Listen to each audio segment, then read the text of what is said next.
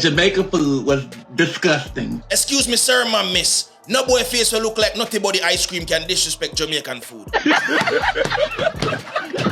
No boy with them face will look like coconut drops can disrespect Jamaican food. Which summer? Which holiday? No boy will pretend say I'm a woman can disrespect Jamaican food. Shalom. Me say too much bumbuck like Batman and transmission. Somebody better tell the Rocky Road face and no linger right eye, gargoyle looking bumbo will ever stop talking about Jamaican food. That brother you look like walking sickness. Him my real definition for plaka plaka.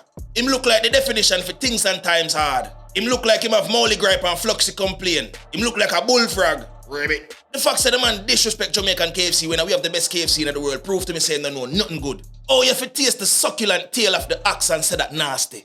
Oh, you have to see a plate of jerk chicken and don't appreciate the spice of life.